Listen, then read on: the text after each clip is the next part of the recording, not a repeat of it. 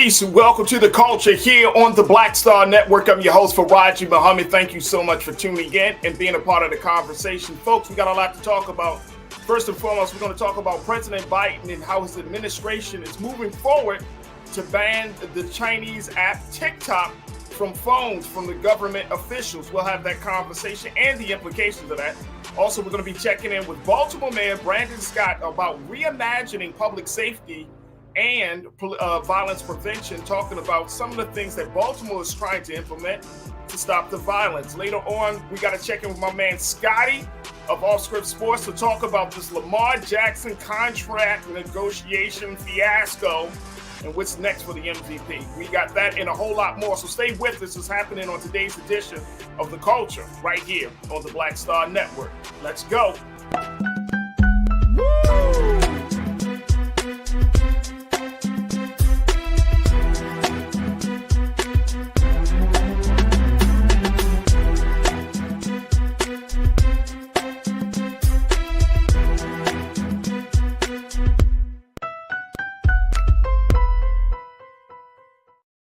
Folks, welcome to The Culture here on the Black Star Network. I'm your host, Faraji Muhammad. Thank you so much for tuning in and being a part of the conversation. First and foremost, happy Wednesday. It is Hump Day today. And also, more importantly, it is International Women's Day, folks. So big shout out to all of the ladies, all of the women across the globe who are doing significant things to make sure that our society, our culture is taken to the next level. To all of my ladies that tune in, that are a part of the culture crew, big shout out to all of you, because I know each and every one of you are doing something.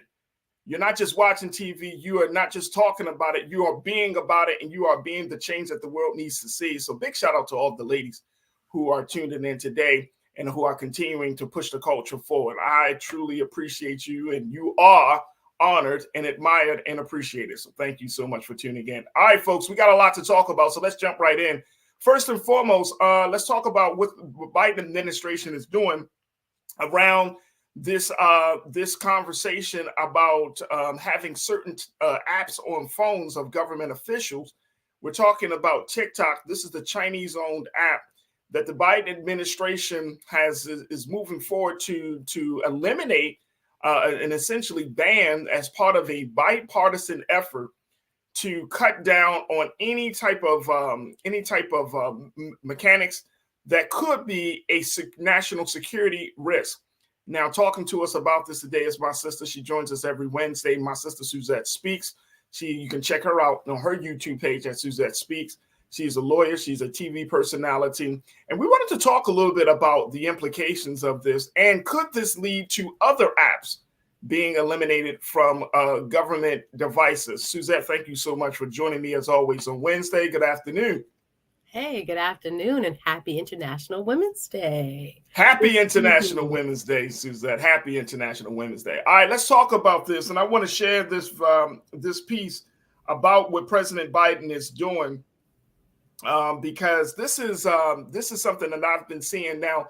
There are a couple of states, and I'm thinking of the state of Arkansas, where Governor Sarah Huckabee is pushing back on having certain apps on some of the government officials in the state there in Arkansas, like TikTok. But this is a part of what they call the Restrict Act.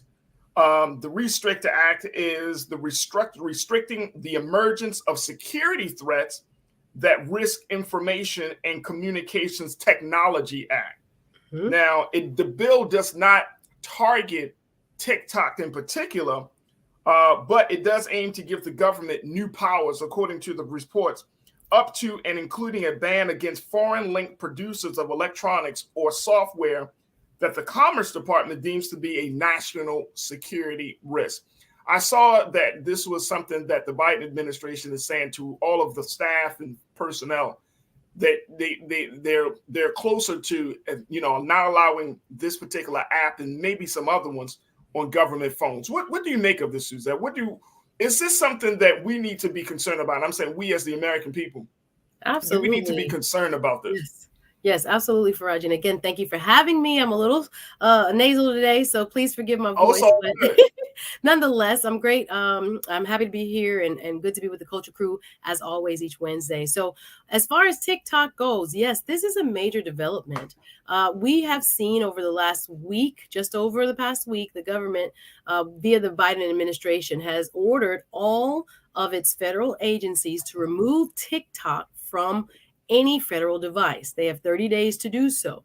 My question is, Faraji, if it's so bad and it has posed such a great concern come on, Suzette. for national I know what you're about to say. Go ahead. is why isn't it bad for everyone else, including all the teenagers who were sitting at home using this? Over 100 million of us in the United States are TikTok users, right? So if it's a point of national security where this this app is being used to spy on, that's really the question, right? Is it all fun and games, or is it data mining? Is all of your information, what sites you visit, who you respond to, your address, your age, your race or ethnicity, your background, who's in your friend circle, who's in your contacts. TikTok overlays so many other parts of your information on your phone that it has access to, that it literally can be a central app for the most overt but covert spying that a government has ever put together. We have to realize that in China, on any private company's board, the Chinese Communist Party must have representation there within that boardroom. So even if they say to us, this is a privately held company, the rules, the laws in China are very much different from what we have in terms of our private sector conduct of business. So knowing this, it is a major concern, not for the 2,000 plus government employees this may impact. We saw also Prime Minister of Canada do the same thing, Justin Trudeau. And back in 2020, it's interesting that the government of India made an all-out national ban. At the time, there were over 200 million users in India, and the government made it illegal to use it on its soil. So it's not unprecedented in the sense that there are other countries that saw this as a real major threat. It is interesting to me that we're taking this incremental approach and talking about government employees as if there are not vulnerable children and teenagers all over our country whose information can realistically be in the hands of a foreign power. So I think you're bringing up an excellent point, Suzette, about why is it not being banned in the country in general? And that's that was one of the big questions that I was like, hey, it's a national security threat, but we are still allowed to use it. Like it shouldn't even be able to and I don't know how the government will be able to do this. I mean, just from a legal perspective, from a law perspective, in terms of like can you block an app from Absolutely. being used? And if you get into this space, this is setting up a precedent where now the government is starting to determine which, like you go into some other countries, it's like state, what do they call it? Like state centered or state run, state owned. Yep. State run or more a centralized communication system. Are we slowly getting into that space too? So, if you could block it, then you got to deal with that other part of, is the government watching you? Can they dictate to you what you can, what apps you can have on your phone versus what apps you cannot have on your phone? What's your take on that? Well, definitely what you just shared with us, the Restrict Act is using the guise or the founded reasoning of national security. That therefore, if something poses a national security risk, this is how we had FISA courts. This is how we had, secret courts listening in on, phone taps. And I don't want to go back, post 9/11, how much the landscape has changed in terms of what the government is permitted to do under this idea of protecting the nation's interests, right? National security is a huge component as to the argument as to why this is so dangerous. So under this restriction that's being proposed by this subcommittee in the Senate, it would allow the Biden administration to limit any app. It doesn't mention TikTok by name, but it allows for any app that is deemed to pose a concern or a threat to national security to become something that a president, the Biden administration or any administration going forward could in fact limit on our homeland. So it is something that, again, with cause, there may be enough justification to see something like this happen. So this is and McCole checked in on one of our crew members. She said it sounds like government overreach. Legally, does that from your legal expertise, does that sound like this is the case? It's government overreach? Did we get Suzette? Okay, looks like we got Suzette. Folks, I want to get your take on this as we talk about this. We're going to take a quick pause. When we come forward, let's continue the conversation. Let's bring our sister Suzette back into the conversation. And of course, I want to hear from you. So post your comments in the chat as we have this discussion on our Facebook page. We're streaming live on YouTube, of course, and of course on Black Star Network, and of course on Amazon News. So stay with us. A lot to discuss as we continue the conversation about Biden's administration banning TikTok. Stay with us. It's The Culture on the Black Star Network.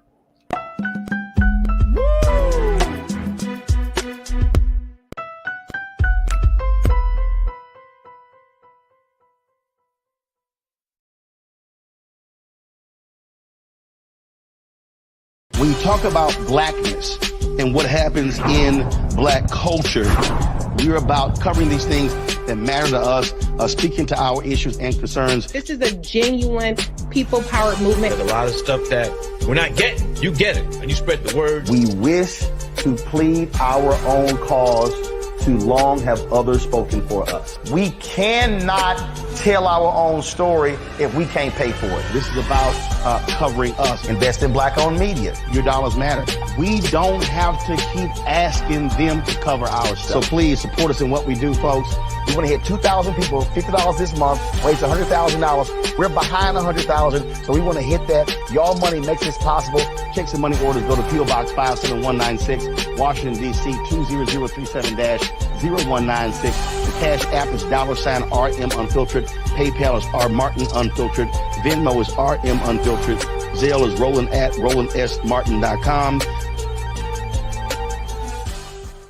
Black Star Network is here. Oh, no punch! I'm real revolutionary right now. Thank you for being the voice of Black America. All momentum we have now, we have to keep this going. The video looks phenomenal. See, there's a difference between Black Star Network and black-owned media and something like CNN. You can't be black-owned media and be scared. It's time to be smart. Bring your eyeballs home. You dig? Hatred on the streets, a horrific scene, a white nationalist rally that descended into deadly violence. White people are losing their damn minds. As an angry pro-Trump mob storms the U.S. Capitol, we've seen We're about to see the rise of what I call white minority resistance. We have seen white folks in this country who simply cannot tolerate black folks voting. I think what we're seeing is the inevitable result of violent denial. This is part of American history. Every time that people of color have made progress, whether real or symbolic, there has been what Carol Anderson at Emory University calls white rage as a backlash. This is the rise of the Proud Boys and the Boogaloo Boys. America, there's going to be more of this. Here's all the Proud Boys, guys. This country is getting increasingly racist in its behaviors and its attitudes because of the fear of white people. The fear that they're taking our jobs, they're taking our resources, they're taking our women. This is white fear.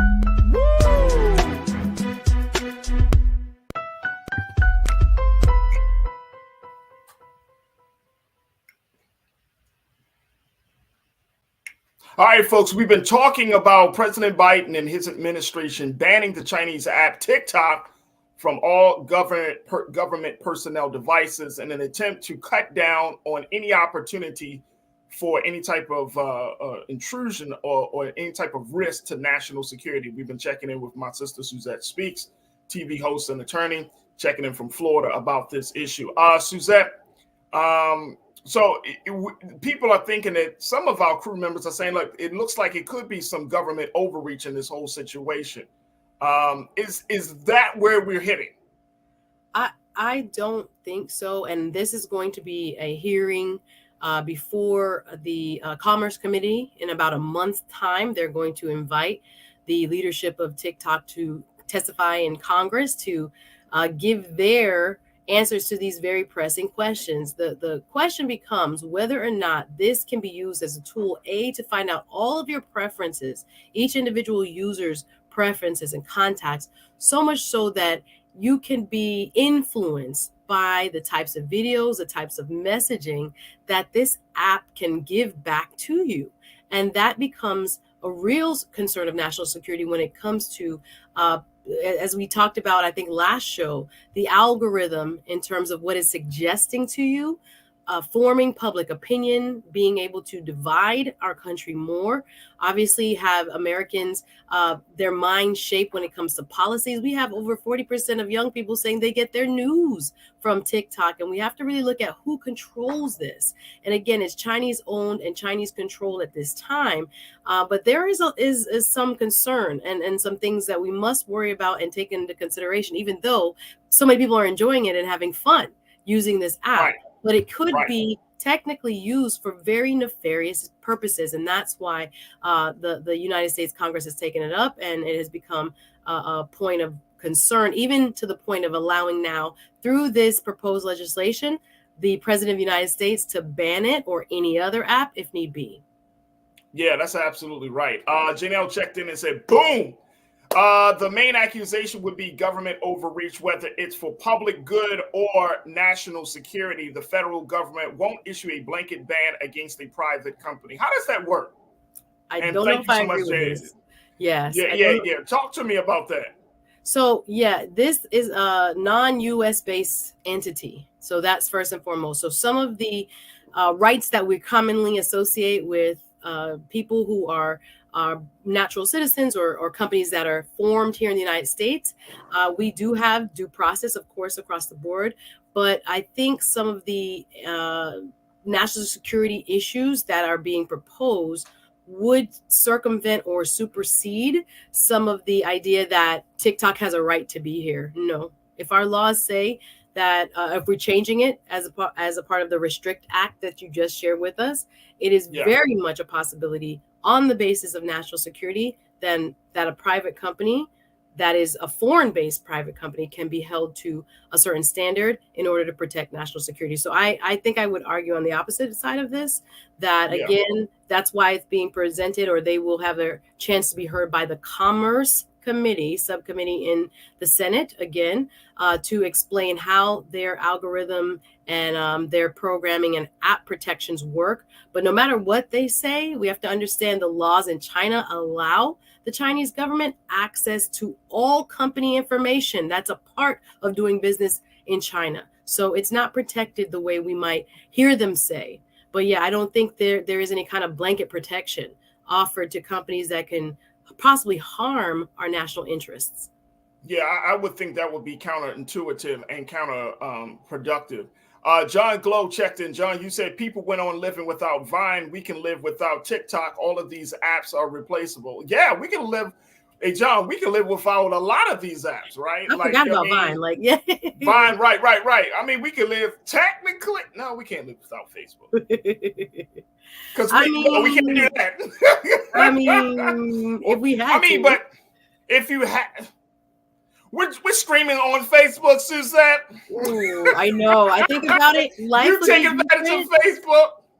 But new things come. New things come. And again, I think that's why we have to be innovative here in the United States in many ways, so that we protect, from our supply chains to our apps, what is able to be utilized in terms of individual user data. That is the real issue here. Right. Absolutely. And let me go to William. William checked in and said 42% of all goods that we use come from China. We've been talking about China my whole life, social realities. It's not complicated. Absolutely. We, and it's so crazy that we do have this kind of love-hate relationship with China, because considering the fact that we get our products there, we get a lot of our, we do business with China in terms of building infrastructure in this country. But then it's like, oh, the Chinese apps, there's security issues and all of these things.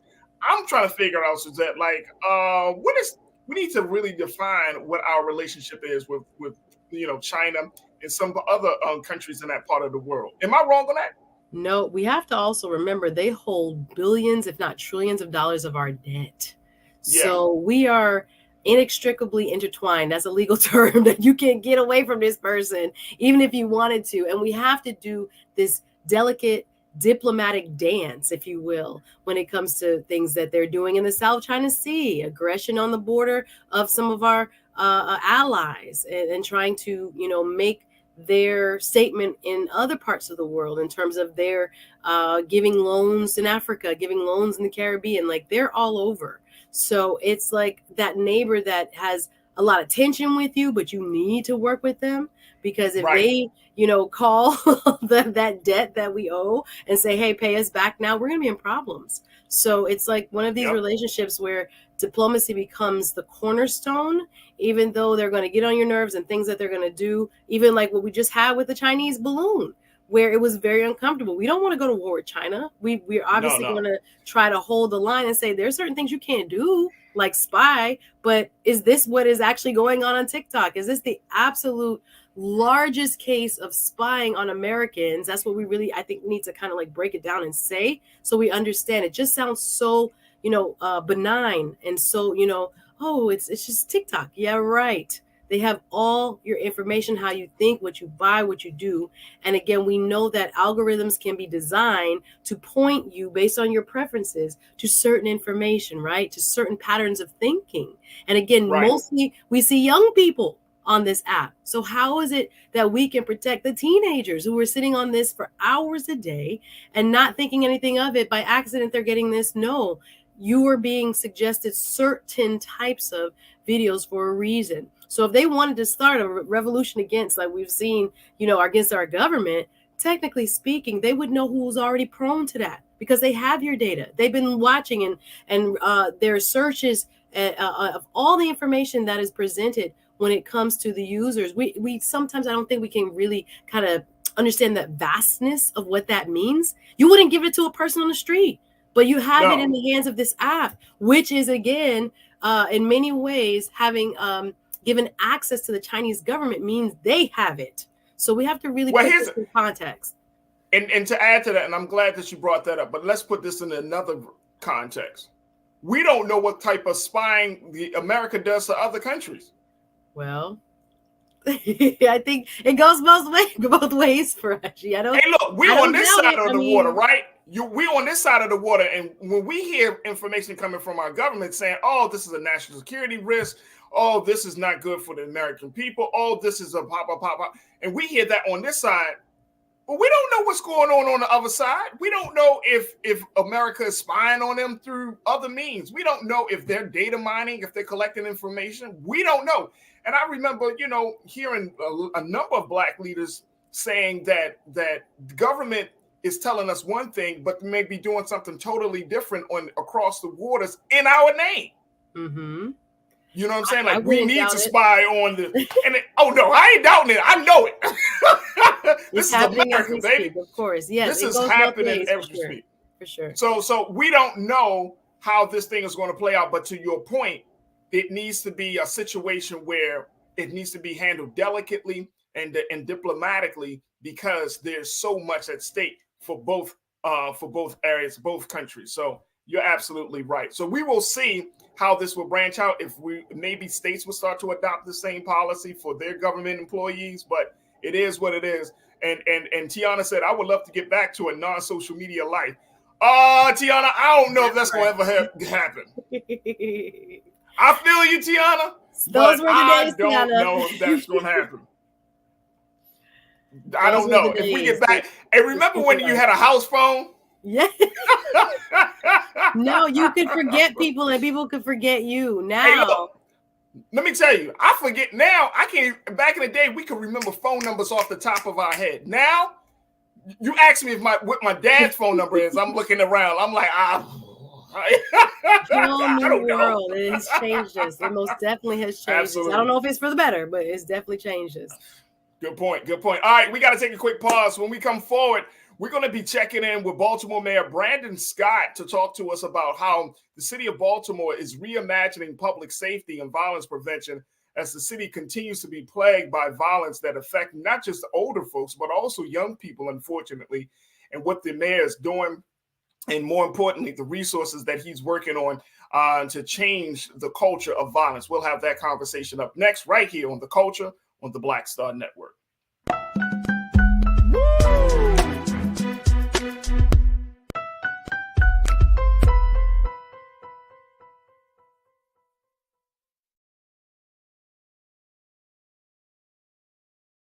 Folks, Black Star Network is here. Oh, no punches! I'm real revolutionary right now. Support this man, Black Media. He makes sure that our stories are told. Thank you for being the voice of Black America, Roland. Stay black. I love y'all. All momentum we have now, we have to keep this going. The video looks phenomenal. See, there's a difference between Black Star Network and black-owned media and something like CNN. You can't be black-owned media and be scared. It's time to be smart. Bring your eyeballs home. You dig? Pull up a chair. Take your seat. The Black Tape with me, Dr. Greg Carr, here on the Black Star Network. Every week, we'll take a deeper dive into the world we're living in. Join the conversation only on the Black Star Network. Hi, I'm Dr. Jackie Hood Martin, and I have a question for you. Ever feel as if your life is teetering and the weight and pressure of the world is consistently on your shoulders? Well, let me tell you, living a balanced life isn't easy. Join me each Tuesday on Black Star Network for A Balanced Life with Dr. Jackie. We're all impacted by the culture, whether we know it or not. From politics to music and entertainment, it's a huge part of our lives, and we're going to talk about it every day right here on The Culture with me, Faraji Muhammad, only on the Black Star Network. I'm Deborah Owens, America's Wealth Coach, and my new show, Get Wealthy, focuses on the things that your financial advisor and bank isn't telling you, but you absolutely need to know. So watch Get Wealthy on the Black Star Network.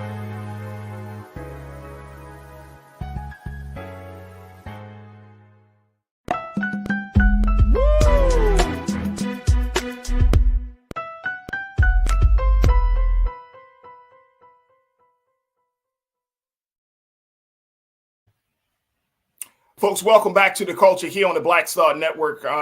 We are going to shift gears now and having a conversation about public safety and violence prevention. Now, in the city of Baltimore, my hometown, violence, unfortunately, has been a part of the culture for way too long, where administration after administration has to create ways, new and innovative ways to address the long-standing systemic issue. And so today, we're going to have an opportunity to talk to the mayor of Baltimore, Mayor Brandon Scott, to get his latest take on the efforts that Baltimore City, his administration, and other government agencies in the city are doing to prevent violence. Now, before we talk to the mayor, I want to share with you something that came out of today's Baltimore Sun.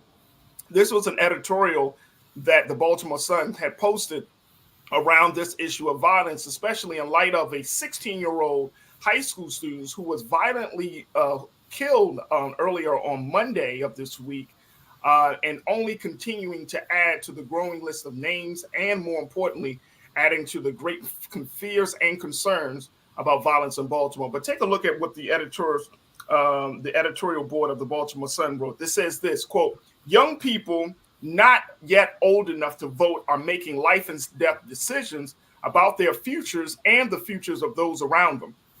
They have ample access to guns, yet limited self-control and apparent inability to grasp the consequences of their split-second decisions. They are acting, but they need to start thinking, really thinking about what it is that they want to make out of this one life that they've got. The obstacles in their way now are nothing compared to those the justice system will impose or the Grim Reaper. What good is it to be in the right in some street beef if you end up dead or locked up. I want to welcome now to the airwaves of the culture here on the Black Star Network, Baltimore's very own Mayor Brandon Scott. Mr. Mayor, good afternoon, sir. How are you, brother? I am good, brother Faraji. How are you, sir? We miss you back home, and the neighborhood is not the same. I know. Well, I miss my hometown of Baltimore, but I know that it's in good hands. There are a lot of great people like yourself and others who are trying to continue to do the great work that's already been done. And I want to bring in my sister Suzette Speaks, who's also an attorney. She's understanding the dynamics of this issue, Mr. Mayor. But first and foremost, let's talk about with that piece that the Baltimore Sun put out there, talking about changing one's attitude, young people's attitude. This is something you and I have had many conversations about. Even before you became mayor, you were very concerned and have been concerned about the thinking, because I think a lot of times we approach violence from somebody pulling the trigger, but there's so many other things that happen before the trigger is even pulled, so many other decisions that are made. And I'm wondering, when you're talking about, I remember when you ran for mayor, you talking about reimagining public safety and violence prevention.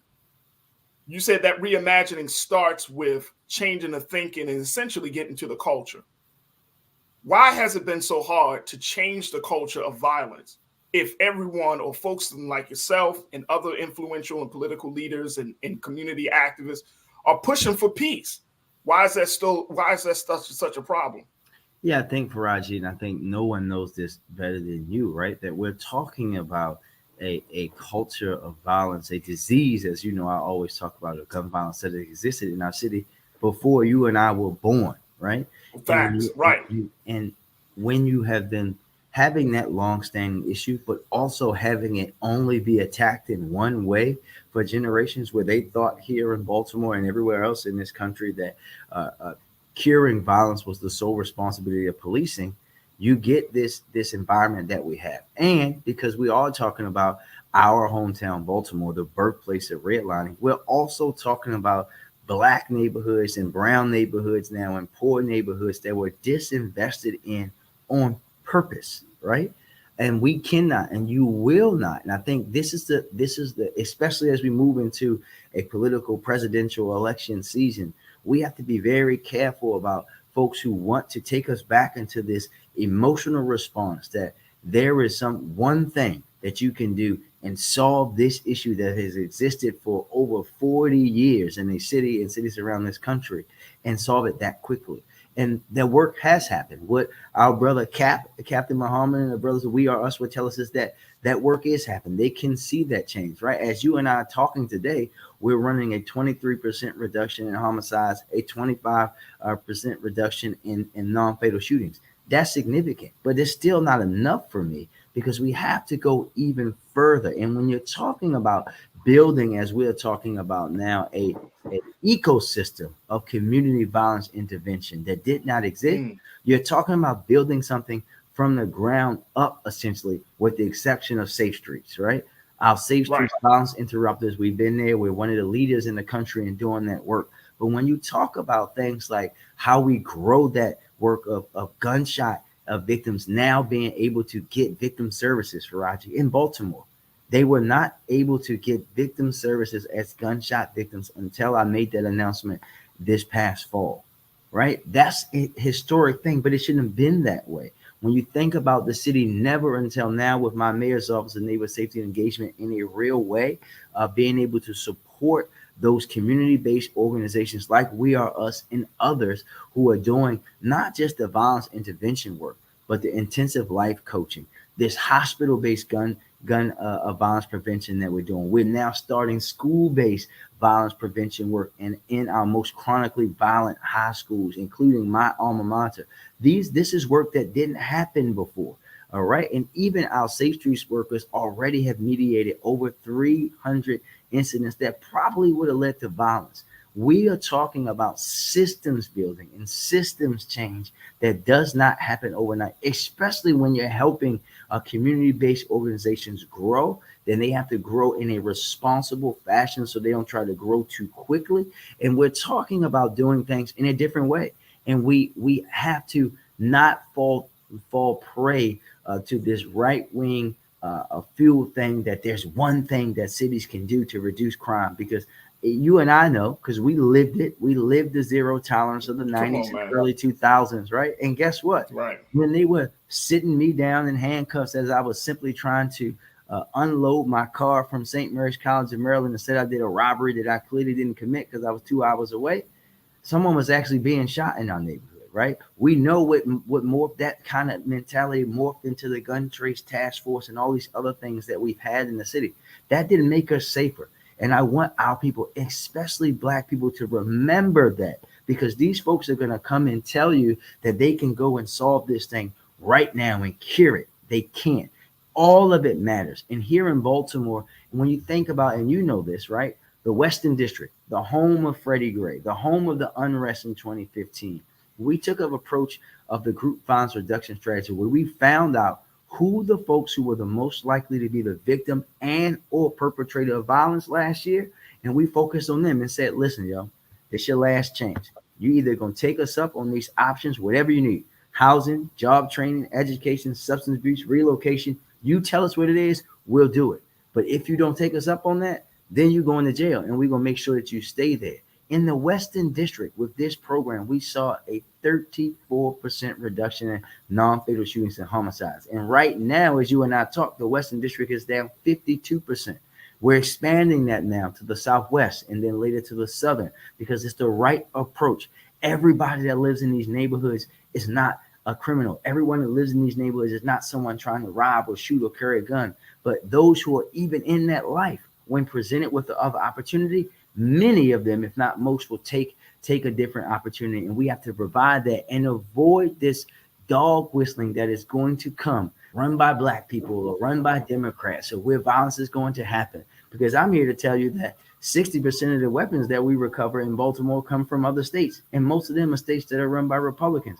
80% of our weapons come from outside of the city and in the counties in other states, other jurisdictions that are not ran by people that look like you or me or don't vote like you or me. This is a much deeper issue, and we're going to continue to go after those folks too. As you know, I've already sued Parliament 80, the nation's largest ghost gun manufacturer, because they are usurping our gun laws and putting guns in the hands of children that should not have them and people that should not have them. We're going to start to target dealers who are consistently, we are recovering guns from over and over again. Every piece of the public safety pie matters. On the prevention end, on the intervention end, and the law enforcement end, all of them together create the environment. There isn't one that's more important than the other. Now, I'm glad that you laid that out. And Mr. Mayor, we got like 2 minutes before we take our next pause, but I do want to get your take on this, because we're seeing now the growing trend of police response not being police not called in on every emergency call that you. And here in LA, the police union has proposed having social workers, counselors, mental health professionals to join the police when they get certain calls that aren't violent. You've been talking about something like that when you were campaigning. You were talking about redirecting. But how did we walk that fine line? Because I remember talking to one person in Baltimore City Police Department one day.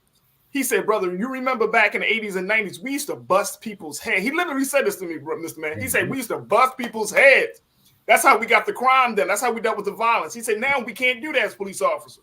Everybody's looking at us, cell phones are out and everything." So how do you walk the fine line of sending the message to those who continue to commit these crimes that you're serious, but not going too soft to the point where to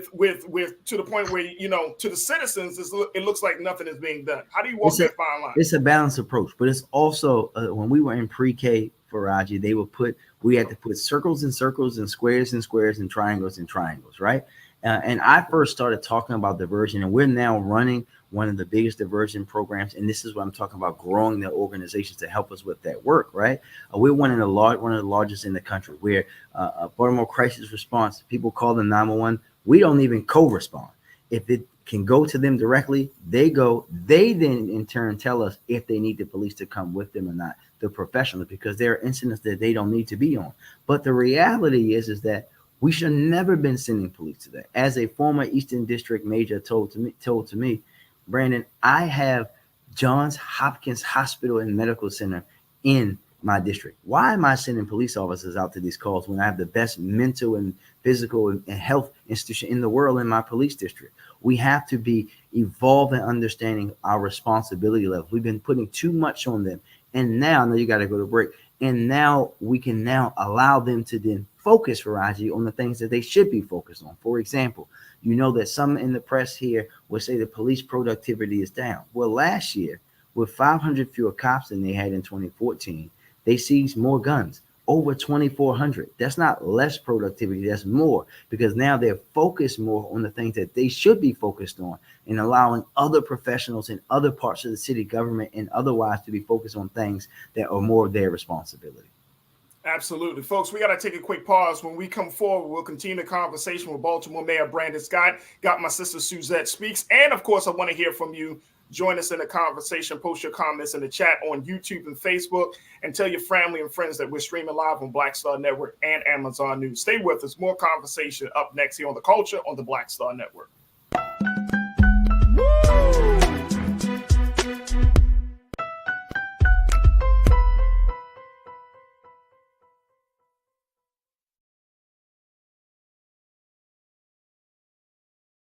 Hatred on the streets, a horrific scene, a white nationalist rally that descended into deadly violence.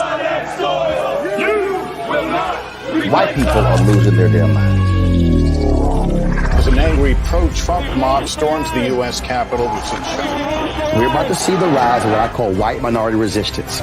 We have seen white folks in this country who simply cannot tolerate black folks voting. I think what we're seeing is the inevitable result of violent denial. This is part of American history. Every time that people of color have made progress, whether real or symbolic, there has been what Carol Anderson at Emory University calls white rage as a backlash. This is the rise of the Proud Boys and the Boogaloo Boys. America, there's going to be more of this. Here's all the Proud Boys, Dave. This country is getting increasingly racist in its behaviors and its attitudes because of the fear of white people. The fear that they're taking our jobs, they're taking our resources, they're taking our women. This is white fear.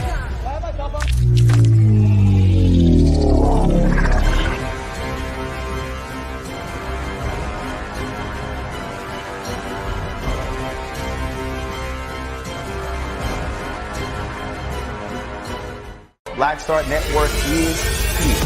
Oh, no punch! I'm real revolutionary right now. Thank you for being the voice of Black America. All momentum we have now, we have to keep this going. The video looks phenomenal. See, there's a difference between Black Star Network and black-owned media and something like CNN. You can't be black-owned media and be scared. It's time to be smart. Bring your eyeballs home. You dig?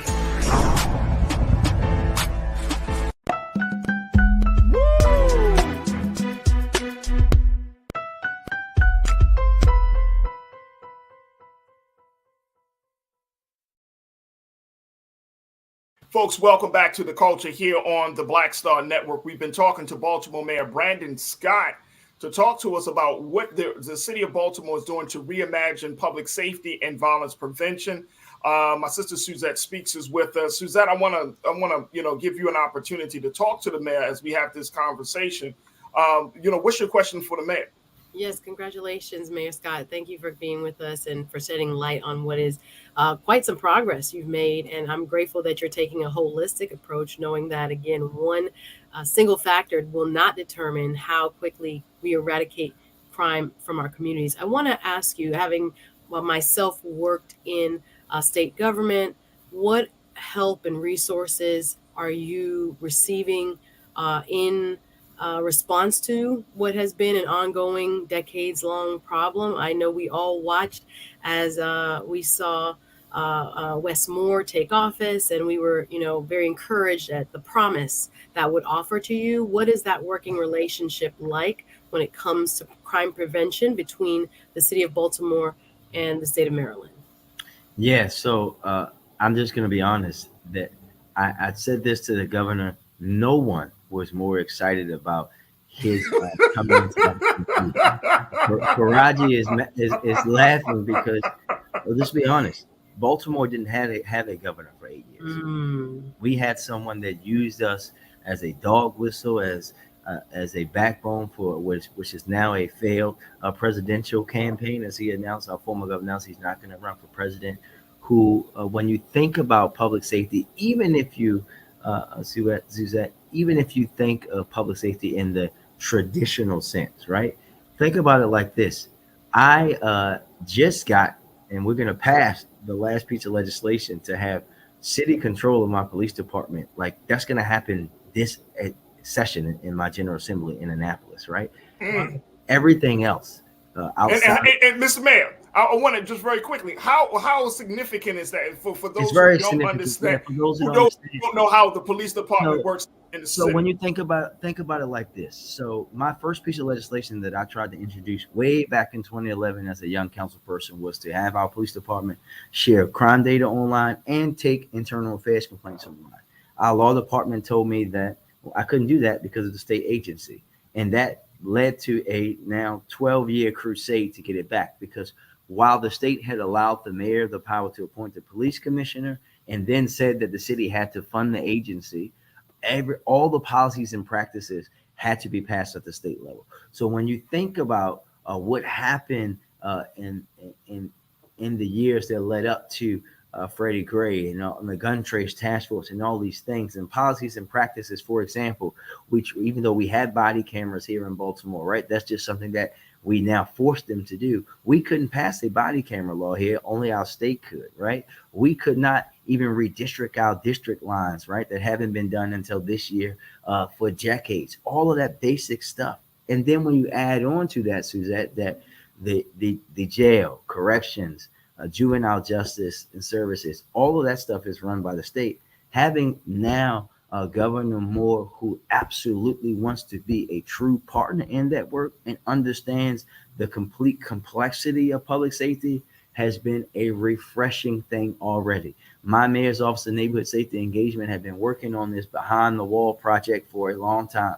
But now, mysteriously, in the last couple of months, those talks have ramped it up so that we can be able to work with people before they re-enter into our community. So now that we have not only a new governor, we have a new state's attorney, first, also a historic thing, we have our first Black attorney general. Everybody now is working together through our criminal justice coordinating council that I oversee.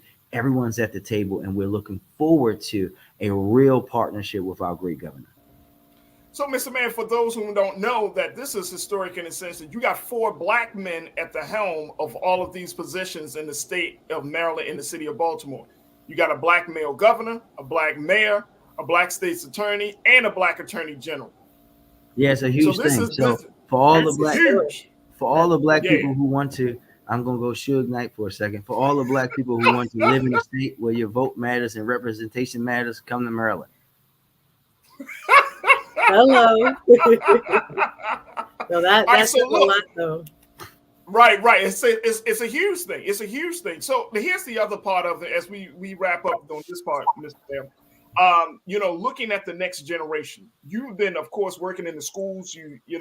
We have done some work together, but more importantly, the focus on the next generation. This is why the conversation around violence has gotten to the place that it's at, because you got high school students. Yeah, man. High school students who are getting shot, and some of them are getting killed because of the culture of violence.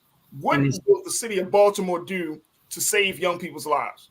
Yeah, and Faraji, this is the part that pains me the most, man, because there is so much, and we have to, and this is why the cultural part matters, right? And I know I'm surprised I get a text from you from that now infamous viral video about me cussing on TV because a reporter asked. Oh, no, I put that on my Instagram story, bro.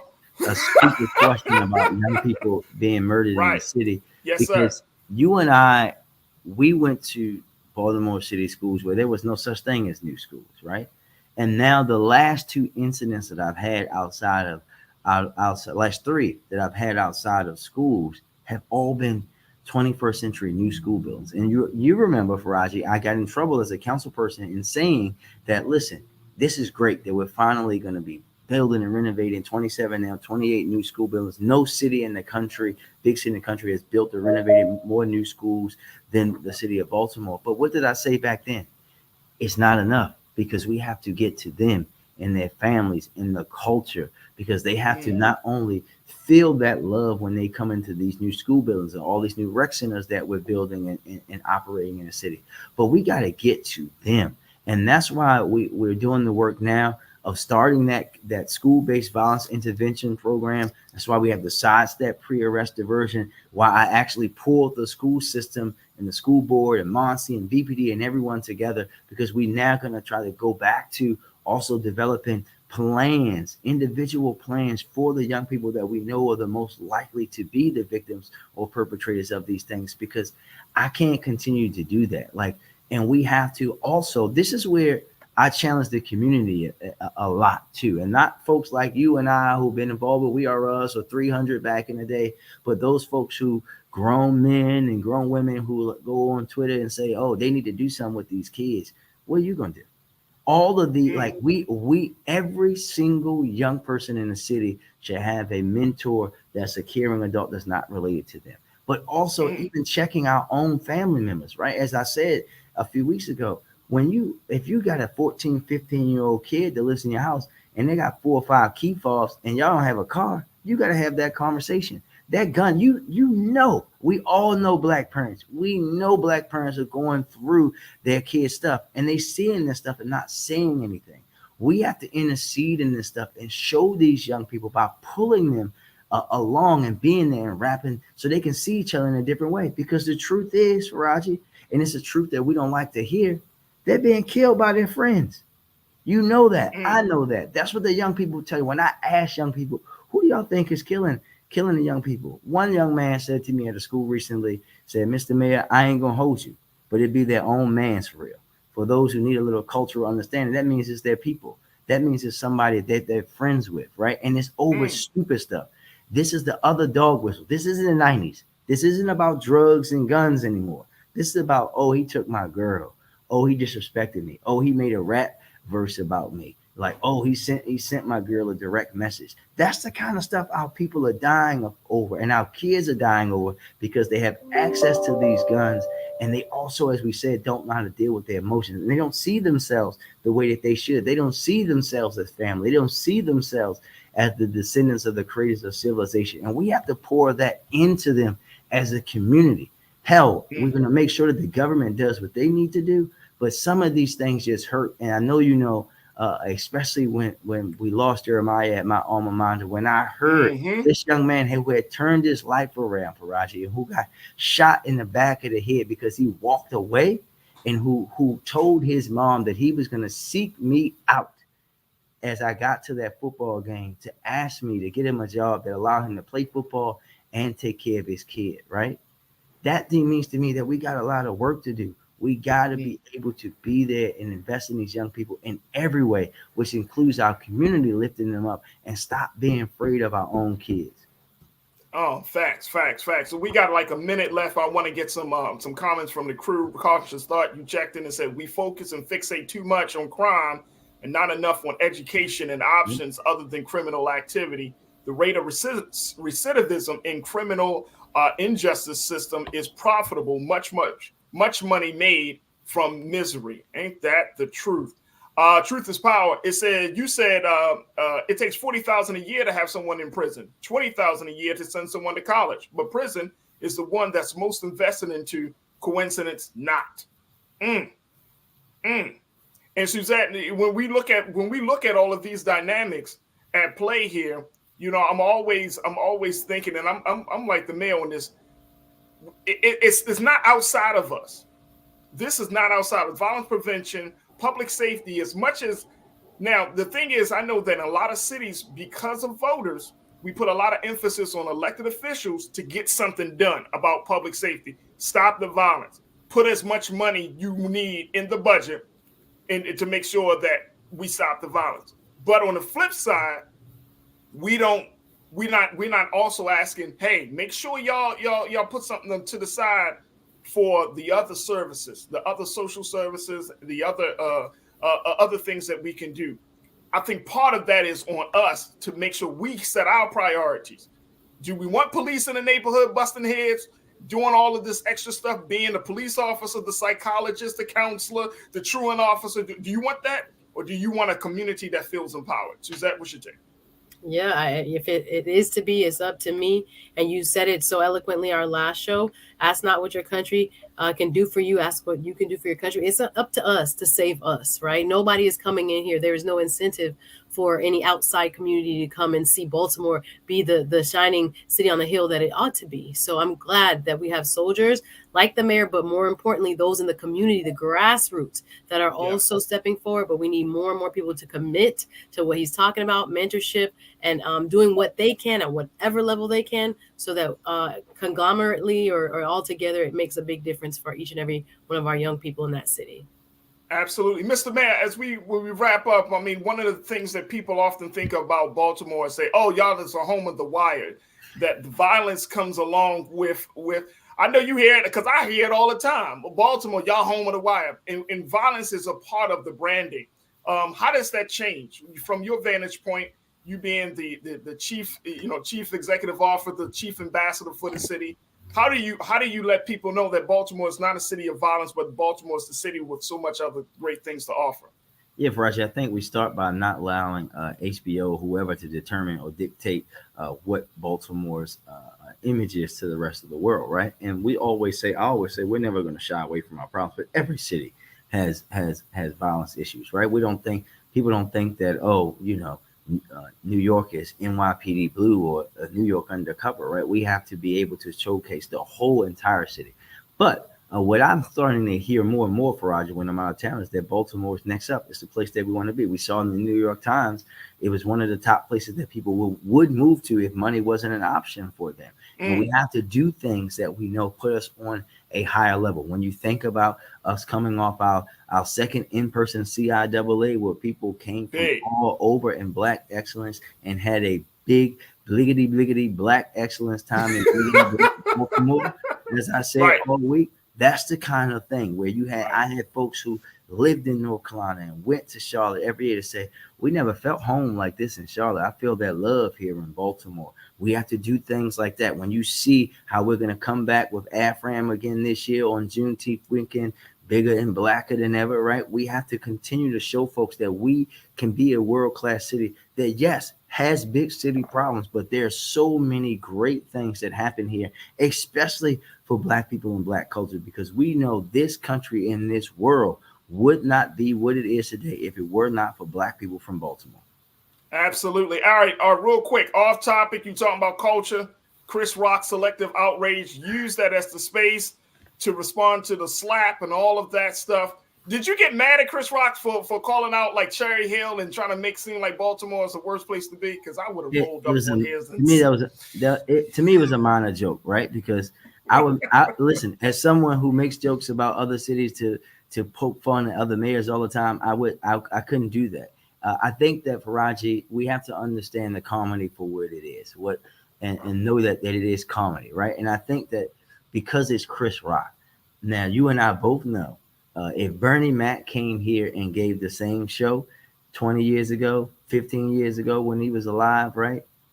No one would have said anything because it's Bernie Mac, right? So I think that we have to be very cognizant of that, and that we can understand the art of comedy, in particular Black comedy, but also want to stand up and protect our own and say, Chris, hey, you from Brooklyn or the Bronx, wherever you from, like you ain't too far away from Cherry Hill, right? Like, hey, don't think this because we laughing about these jokes that you making that we ain't gonna talk to you about like what you saying about Jada. Both can be the same because it's comedy. And what I think we as Black people also like, Black comedy is one of the last things we got that they ain't got it and taken away from us. We got to be very careful that they don't do that as well. and be very mindful of that. So, it's another thing that showcases the city, and Chris could have did that anywhere else in the world. He chose to do it here, and it raises the level of the city up. But that doesn't mean that we take ourselves into being a punching bag, but it is comedy at the end of the day.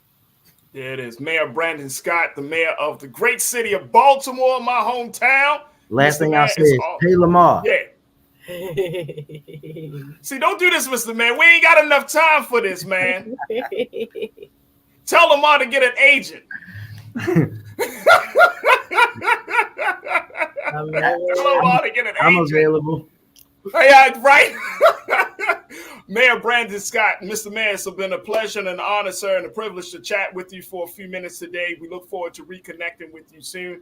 And God willing, man, let's reconnect, and definitely as it gets closer to AfRam weekend in Juneteenth, during the weekend of Juneteenth celebration, we would love to have you back on to talk about that. So thank you so much for your time, Mr. Mayor. We truly appreciate it. Pleasure and good luck, sir. Thank you. All right, folks, we got to take a quick pause. When we come forward, let's talk about Lamar. We're going to be checking in with my guy, Scotty, from Offscript TV, and, of course, with you. Stay with us. It's The Culture here on the Black Star Network.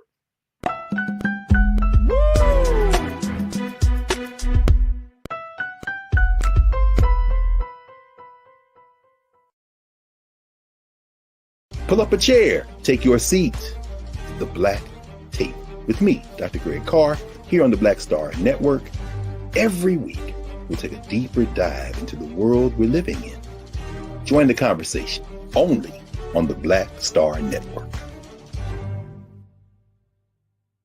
Hi, I'm Dr. Jackie Hood Martin, and I have a question for you. Ever feel as if your life is teetering and the weight and pressure of the world is consistently on your shoulders? Well, let me tell you, living a balanced life isn't easy. Join me each Tuesday on Black Star Network for A Balanced Life with Dr. Jackie.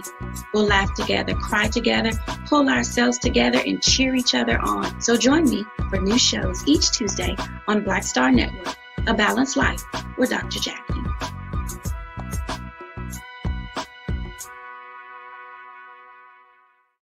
Don't you think it's time to get wealthy? I'm Deborah Owens, America's Wealth Coach, and my new show on the Black Star Network focuses on the things your financial advisor or bank isn't telling you. So watch Get Wealthy on the Black Star Network.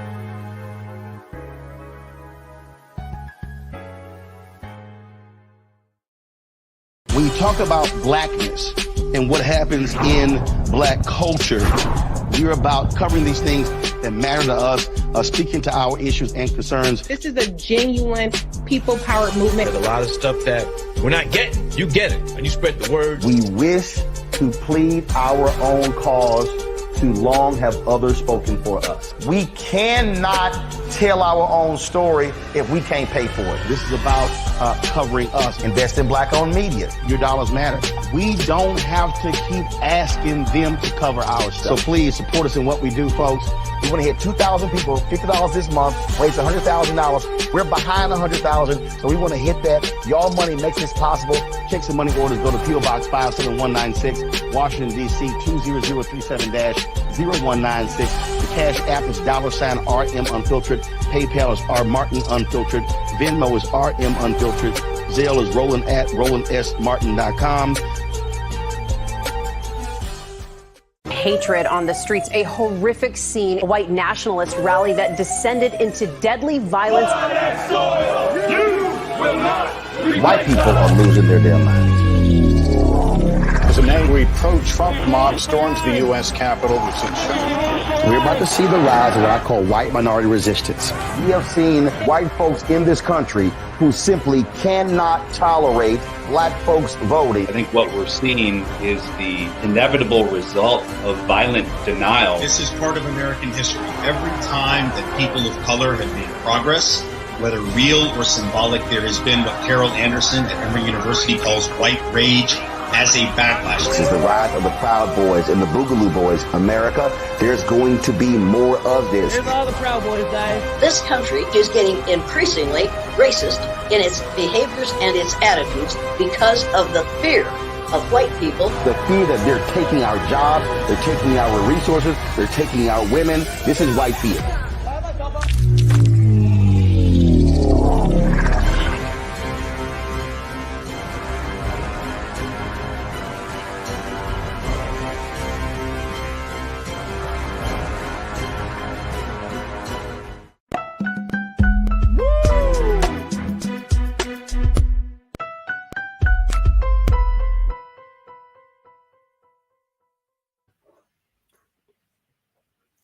All right, folks, welcome back to the show. Let's now talk a little bit about sports. I got my guy, Scotty from Allscript TV, to talk to us about this latest situation around MVP quarterback Lamar Jackson, who has officially been branded with the non-exclusive franchise tag. Now, what this means is that the Baltimore Ravens has given him an option. They have not totally removed him off the market. He has the opportunity to go and shop around his talents and his abilities to other teams, and in lieu of continuing his time with the Baltimore Ravens. But if he does decide to move forward with the Baltimore Ravens over the next couple of days or after the next couple of days, then he will be awarded with a $32 million contract season for this year starting in 2023. Now, this whole situation has so many layers to it that I had to bring my man Scotty into the conversation. Got to bring my sister Suzette into the conversation because there are so many levels to this. So, Scotty, good to talk to you once again, brother. How you feeling this afternoon? I'm feeling pretty good. I gotta say something real quick before we get started. Let's not act like Baltimore even really reps Maryland. Let's keep it a buck, because I'm from Maryland. And Baltimore don't rep Maryland like that. It's Baltimore, and then there's Maryland. So first thing, before our friendship ends on TV today. First thing, you can't have Maryland without Baltimore. I know too many. All right, so we're gonna start the conversation. I'm just saying, Baltimore's at the center, literally, geographically, is at the center of Maryland. I'm just telling you, the people. Only reason Annapolis is the capital is because they want black folks to. I'm just telling you, all the people that I know from Baltimore, I'm like, "Yo, you from Maryland?" They be like, "No, I'm from BMore." No, bro, I don't know what social studies or class they haven't gone to, but Baltimore's in Maryland. I hate the conversation. Don't get this, Scotty. I hate the conversation. People be like, "I'm from the DMV," but Baltimore's not included. That's what they mean. Dumbass. How was Baltimore not included in the DMV? Yes. How is DC? How you gonna go south of one of the major cities in the state of Maryland? I'm just Please telling don't you. get me started, brother. I've been doing this for 40 years, bro.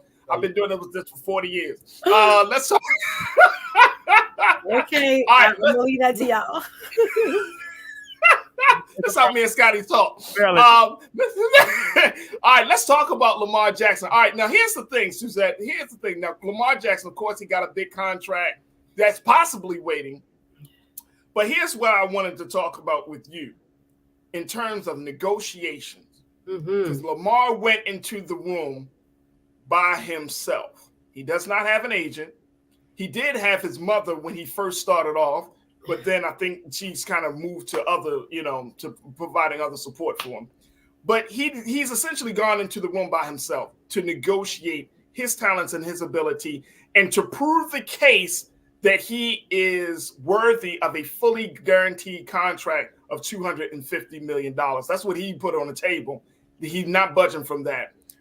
Talk to me about the implications of that. If you don't have an agent in these big money deals, do you automatically lose? Are you already putting yourself at a disadvantage? Abso-freaking-lutely. I'm not sure why anyone who has, experience, and again, I'm just coming at it not as a personal attack on him, but just as an attorney thinking about how much we prepare and what we're able to say indirectly for our clients. When you put yourself in a position where you have to speak directly as the person that is making the claims or trying to push back. The reason why, even from television to movie stars, to people who are big time corporate execs, they have headhunters. Why? Because when they sit at the table, they're allowed to say things in a way that wouldn't be as offensive or for themselves. An individual who is sitting in their own place. Can you hear me now? Sorry. Yeah, we can hear you. Yeah, okay. Yep. You were breaking up, but you're good now. Okay, an individual sitting in that place representing him or herself will actually do themselves an immediate disadvantage, because as I was saying, that if you have a third party kind of negotiator, they can say more, they can ask for more, and it's not taken personally. It's not taken as if there is some sort of, which I say, personal contact and context. I think for him to do this, I see the response so far, and I'm going to leave the football expertise, of course, to my brother Scotty. But looking at how many teams have not jumped, they know he's in a weaker position. So does he possibly, based on his record, deserve the bigger bucks? Quite frankly, that argument can be made. But when you and your mama sit across from the heavyweights that are representing the franchise interests, you are not in a position to necessarily go back and forth the way negotiations start and produce the results that you want. So it's something that I would advise any top level executive, athlete, persons who are just looking at being in the 1% and 2% of our country in terms of richest people. They don't necessarily go in the room for themselves, by themselves, for a reason. All right, Scotty. All right, Scotty. I see what you did there. It was. I'm just laying. I feel like a defense attorney. I gotta lay out my case. I see what you did there, right, with my sister, because I'm just trying to make sure that I ain't crazy. When and this is my time. Reclaiming my time. Reclaiming my guy, because you asked me to go. Hold on, bro. Hold on. All I'm gonna say is no, because I don't want the people to misunderstand me as I'm throwing shade on. Lamar Jackson is one of my top quarterbacks. Baltimore Ravens is my favorite team. It's my favorite team. But on this one, I think, bro, he played himself. Bro. And I know a lot of times we're in this culture of bet on yourself. Bro, like this is millions of dollars at stake. You gotta come in there and with prepared and making sure that you are positioning yourself to win. All right, go ahead, Scotty. Go ahead. I ain't gonna talk no more. I mean, I don't know if I got much time left. You do.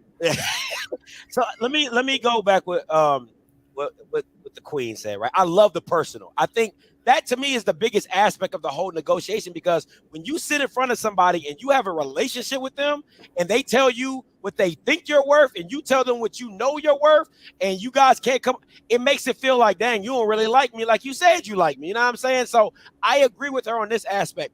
But the aspects of the other thing is why I don't feel he does need an agent, because you already know the market. Because at the end of the day, if I see what Deshaun Watson got, and I know for a fact what he got, and all my credentials say I'm better than him, I've gone farther than you, I've got more accolades than you, I'm a better winner than you, then how do I not get what you got? How do I not get what you got? So that's always going to be my stance on it, is that the precedent has been set. That's some lawyer jargon, right? The precedent, right? The precedent was already set when Deshaun. No, it wasn't. Yes, it was. It wasn't. That is considered to be an outlier, Scotty.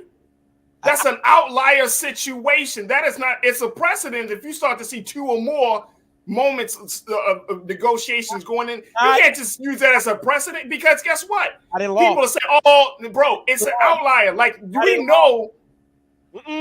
We talking about lawyers, right? We talking about, ain't that right, Miss Suzette? We talking about lawyers, right? Yeah. So for those of us who are not football people who might be watching, please can you fill us in with what happened with Deshaun Watson, so I understand the context, please?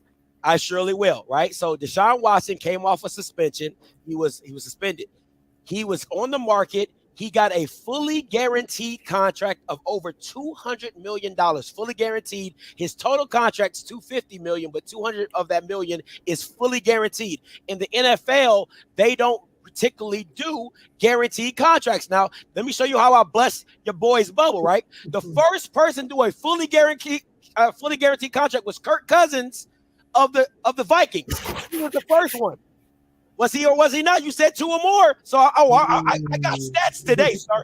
So he was the first one to do a fully guaranteed contract, and people had never seen that before. And then Deshaun Watson comes back around, gets the $200 million guaranteed contract, and then $250 over the rest of his term. So now Lamar Jackson is up to bat, and he's like, well, everything that I've done is better than him. I'm a better winner than him. I'm a league MVP than him. Why doesn't my money start where his ends? So that is my argument, and precedence has been set because there were 2 contracts of guaranteed. So what we talking? Here's why. Because the NFL owners do not want to create a market landscape for players where they need to break their team's bank in order to get one player. What they did with the Browns, and you know it and I know it, they gave up 1st and 2nd round draft picks. They had to cut down on costs to get other players, all for one player. And look, NFL owners are not willing to do that. I don't care how much public pressure. I don't care how many players say, yo, pay Lamar, whoever.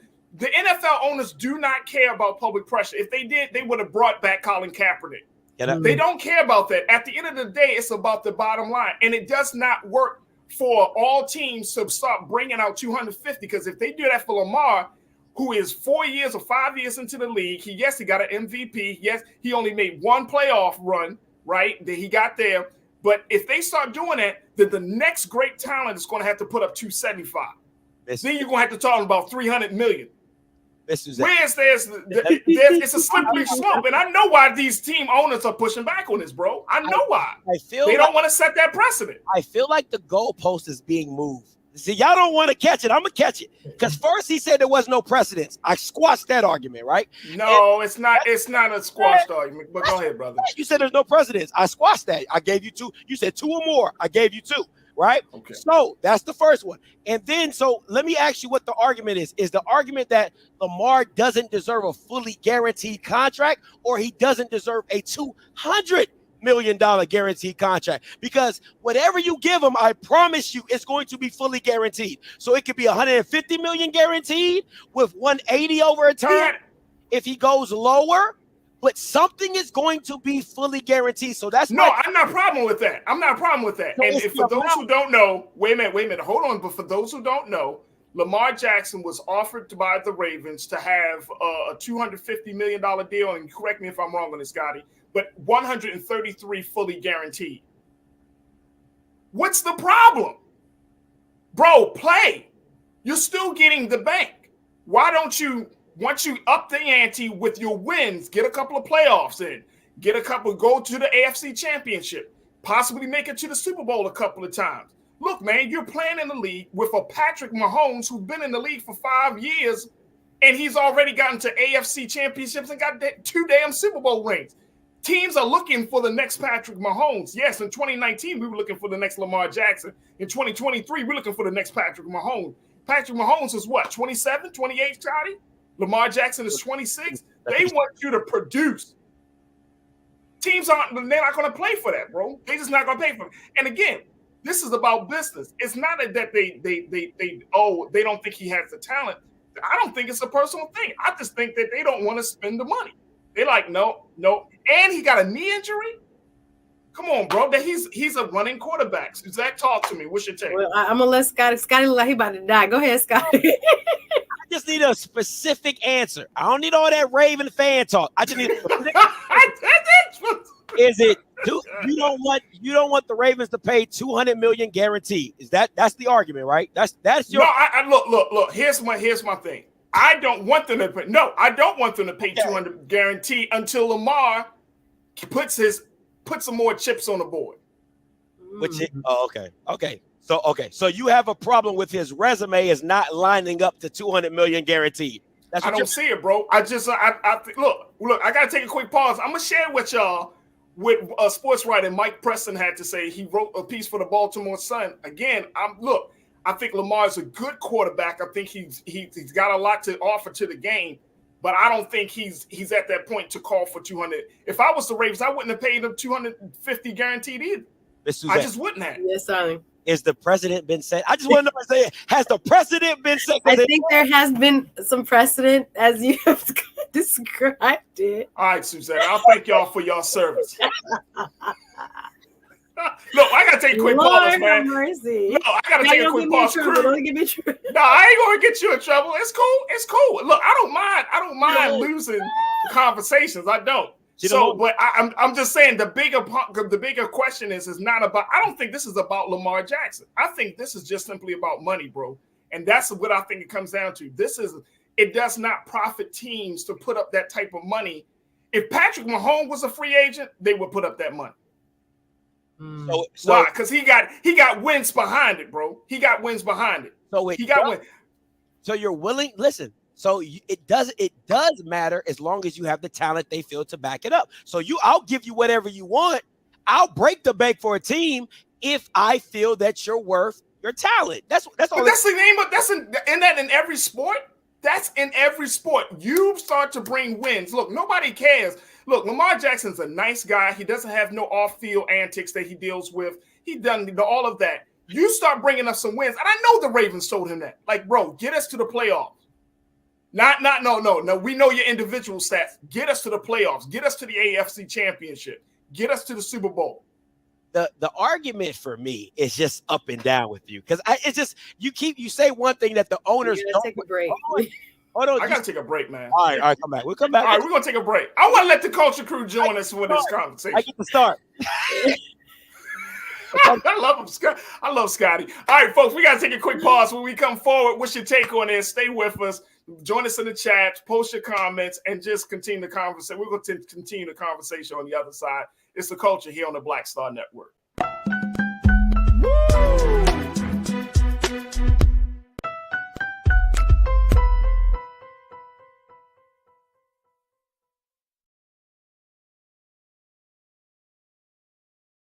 Hatred on the streets, a horrific scene, a white nationalist rally that descended into deadly violence.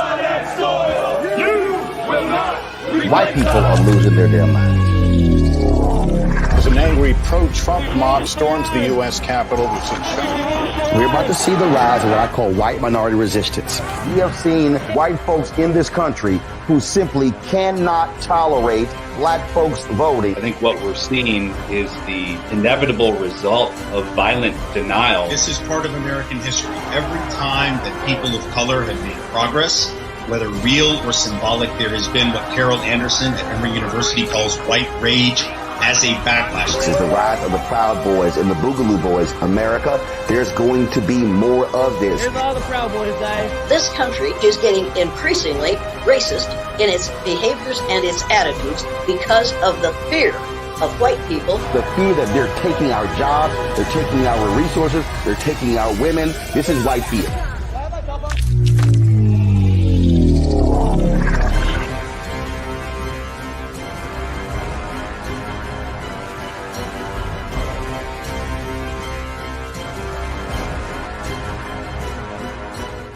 Black Star Network is here. Oh, no punch! I'm real revolutionary right now. Thank you for being the voice of Black America. All momentum we have now, we have to keep this going. The video looks phenomenal. See, there's a difference between Black Star Network and black-owned media and something like CNN. You can't be black-owned media and be scared. It's time to be smart. Bring your eyeballs home. You dig?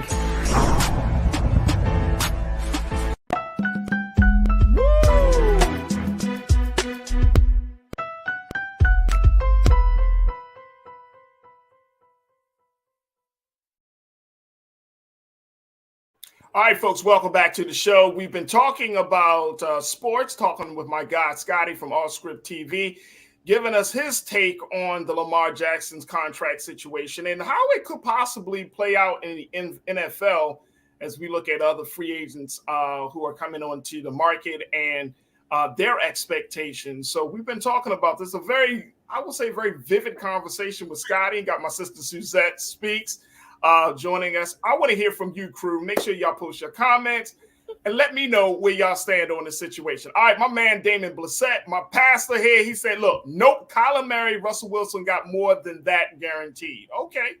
All right. Okay. But did Russell Wilson win a Super Bowl? He did. Did Kyler Murray? Does Kyler Murray even have a winning record? Don't worry. I'll wait. I don't I'm just, hey, look. I hear what you're saying, Scotty. I hear what you're saying, but I'm just saying every team has its own criteria of what they can deem to be a successful player, right, Suzette? I mean, that's really what you're going in. Look, here's the thing, folks. When Lamar Jackson, they put the non-exclusive franchise tag on Lamar Jackson. This is the Ravens did at 302. At 316, teams started to leak. They had no interest in Lamar Jackson. The Panthers, these are teams that need quarterbacks, bro. That's what I'm like. Is somebody lying? Like, what's going on? The Panthers, the Washington Commanders, they trashed the Falcons, the Dolphins. The Dolphins. The only team that they're kind of hoping for is the New York Jets, and the Jets is trying to figure out whether they should do something with Aaron Rodgers or not. But these are teams that, and so when you look at that, right, if you look at the marketplace for a man like a Lamar Jackson, and this is really not just about Lamar, I really think this is really about just this idea that you can set your own price. The NFL just does not, and Suzette, you tell me on this, because we've seen this again with Colin Kaepernick. You don't tell and I mean, we just got to keep it real. You can go big and bold with the NFL, but the owners always have more leverage because they can say yay or nay. Oh, yeah, they hold the purse strings. Like, I understand what you're saying, and I have to defer a little bit to my brother, who is more of a sports and NFL person. I watch more NBA, so I'm not going to. I can't believe this is that I know all about, because again, some of the players I keep up with, some I don't. So I have the full context of, this person didn't get this with that person. I don't want to sound crazy, and I'm going to defer to the expert. But I was watching Scotty's show last night, and first of all, shout out to Scotty and Off Script. You are one of the most entertaining platforms here on YouTube. He is. And I was watching. And you brought up something during last night's show. I'm glad I caught it live when you were talking about the possibility of collusion, not saying that there's evidence of, right, allegedly, as to why there may be this possibility of every team all of a sudden, teams that really need a quarterback, that need a franchise guy, and someone who has shown that he can be that leader. And again, to Faraji's point, still has more to prove, but it seems kind of odd that every single person, every single team that you just mentioned came through and was like, not us. And again, I think back to the negotiation tactic. I'm going to start at the bottom so that you come crawling back, so that you have to panic a little bit within yourself and say, wait a minute, am I worth this? I need the imposter syndrome to come on long and strong. I did a show on that yesterday on my channel. But yes, I want to kind of think of it as a negotiation tactic as well. But Scotty, I don't want to put words in your mouth, but there was this kind of concept that maybe I could agree with, or I could see owners are not supposed to talk to one another and, create this artificial ceiling. But yeah. I hear your point too, Faraji, which is basically they don't want to have to cough up out that money, and no team wants to do that anytime soon. So I don't know if Scotty wants to kind of talk a little bit more about that theory, but it's something that I thought, this has some validity, not saying that there's, evidence. But again, when you see so many teams right off the bat, 5 minutes later, we're not interested. It's kind of like, are you? Okay. And why not? Man, that's why black women run the world, right there.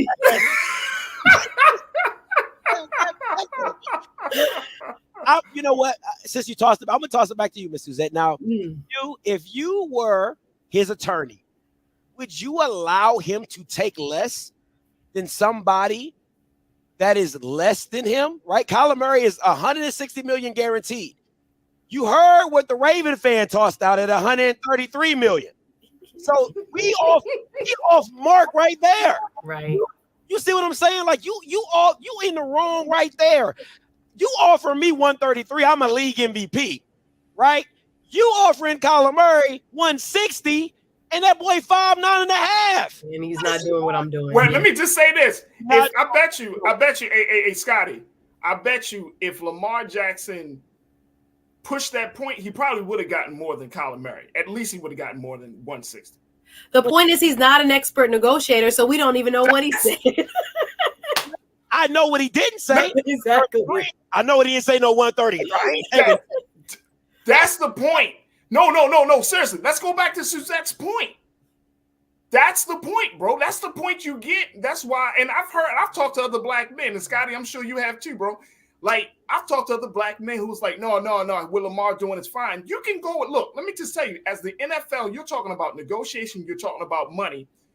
As a system, it's a big, major system. This is not a system that you want to play around with. I remember hearing Shannon Sharp say this, that, you know, you're talking about money, more money than most people ever will imagine getting. Right. You don't go to the table off of your wits. You bring an expert, and this is one of the things that I've seen a lot of sports writers bringing up. You bring people to the table who have relationships with these teams, right? If he had an agent, I bet you wouldn't have seen 5 or 6 teams pop up within the hour of the announcement saying, if he had an agent, because the agent would have been a buffer to be able to negotiate those relationships and say, okay, fine, he's non-exclusive franchise tag. Let me call Carolina. Let me see. I know my guy down there. I bet you he would have. I bet you they would have done it. And that's what I'm saying. That's what I'm saying. Like, you getting so high up. Like, what's the problem with having an agent? What's the problem with getting your voice represented through another trusted source where you can get the maximum out of your deal? That's one. But here's the other thing. Are we just playing for money? Oh, my God. Is that it? Now you can I go? Because this is getting outrageous. This is getting outrageous. This is not getting outrageous, if bro. You know, let's keep. You know what? I love. You know, one thing about me, I'm gonna bring it to your front door. I ain't going to talk about millions, right? Bring it to the front door. I'm gonna bring it. If every open it, as a matter of fact, here you go. I'm gonna open it up for you. There you go. You ain't gotta bring it. Just bring it in. Come on, Keenan, let me get a solo shot real quick. If you walked into your job and they had posted all the salaries of everybody at your job, why do I need a representative when I already know what you making? Check this out. Reclaiming my time. Reclaiming my time. Go ahead, brother. Go ahead. I got everybody already. So I know if, let's say, Suzette's the best lawyer, which she is, right? So I'm like, but I didn't win more cases. I didn't have more appeals. I didn't have more law articles and journals written about me. If she getting paid 1.1, I need at least 2. I don't need a third-party representative if I already know what everybody making. It ain't a secret. So what are we talking about? I disagree. I just disagree with that, bro. I really disagree. Suzette, talk to me about that scenario. I agree with that in principle, but that I know for a fact the market doesn't work like that. The market pays you almost what you, what should I say? What you can negotiate, right? Yes, exactly. What you will accept. So I know, and that's why there's a movement across the country, different note, to get, salaries open and stop doing this kind of covert, salary system. Because when I think about this, it's like, there are 2 workers working at the same job and having the same, experience in terms of what they're doing, in terms of what they worked at before, but they're being paid 2 different prices because of what they could negotiate. 2 different salaries. So technically speaking, yes, if someone who does not have your resume, your acumen, your talent, your proven record gets way more than you, technically speaking, on paper, that's what you should at least demand. I agree with Scotty on that point. But just knowing in practice how many people, to put it in a colloquialism, get gypped from what they really deserve, I don't know that will actually be his outcome. I wouldn't put necessarily money on it, that it would be his outcome. Because this system is a kind of, again, what you can negotiate for yourself is what you get, even though there may be good reason. And again, public numbers that show, well, this person got this amount of money and he's not as good as me, I should get at least that. I think that's an amazing argument, excellent argument, but it doesn't always pan out that way. I would agree. Here's what Mike Preston had to say. Hey, Keenan, let's post this first quote from columnist Mike Preston. He's a sports writer for the Baltimore Sun. He wrote this piece. He said, Jackson, talking about Lamar, he said, Jackson is free to start negotiations with other teams Monday, and the Ravens will have 5 days to match that offer or allow the former Louisville star to move on and get 2 first-round draft picks from that team in return. So in essence, the Ravens are willing to allow Jackson to test the open market to determine his value But since the Ravens applied the tag, quarterback-needy teams such as Atlanta, Carolina, Washington, and Vegas have reportedly said they have no interest in him. Now, take a look at this. Has there been collusion among the teams to reset the market for quarterbacks after Cleveland signed Deshaun Watson to a 5-year, $230 million fully guaranteed contract last season? Maybe. A better question is, when hasn't there been some form of collusion when a top talent is involved in negotiations or seeking a trade? So it sounds like I'm right. No. Here's the thing. It's not that you're just, yes, we can say he's collusion. There was collusion for Colin Kaepernick. Facts. Now that's facts. You see what I'm saying? Facts. But my point is, bro, okay, so you call out collusion. That doesn't necessarily change the situation of the owners still have more leverage. You can come with all of that. You can come with public pressure. You can call it collusion. You can say with all of that. The owners don't give a damn. They're like, guess what? We don't care.